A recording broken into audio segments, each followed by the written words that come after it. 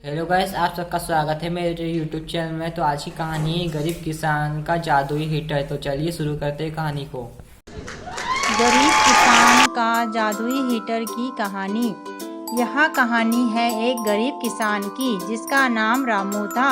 रामू सर्दियों में अपनी छोटी सी झोपड़ी में अपनी पत्नी और बच्चों के साथ बहुत ठंड में रहता था।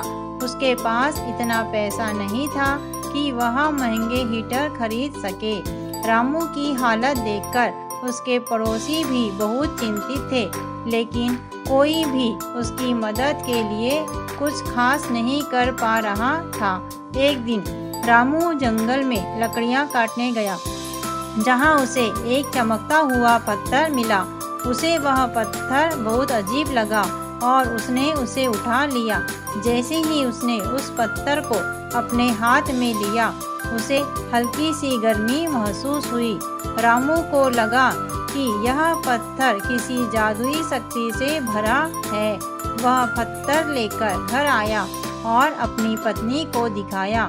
दोनों ने मिलकर उसे घर में रखा और धीरे धीरे उनकी झोपड़ी में गर्माहट फैलने लगी। यह जादुई पत्थर उनके लिए हीटर का काम करने लगा। सर्दी के मौसम में अब रामू के घर में ठंड का कोई असर नहीं था। उसके पड़ोसियों ने भी जब यह देखा तो वे बहुत हैरान हुए। धीरे धीरे इस बात की खबर गांव में फैल गई और लोग रामू से उस पत्थर के बारे में पूछने आने लगे। रामू ने सबको बताया कि यह पत्थर उसे जंगल में मिला था और अब वह उसे अपने घर को गर्म रखने के लिए इस्तेमाल करता है।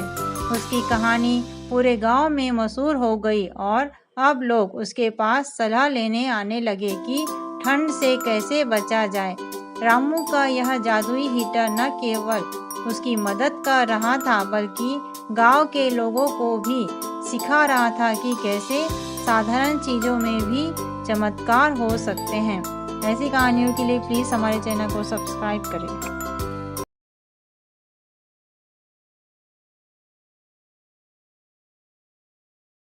तो गाइस, आप सबको कैसी लगी कहानी प्लीज़ कमेंट करके जरूर बताएं और मेरे चैनल को प्लीज़ सब्सक्राइब करें।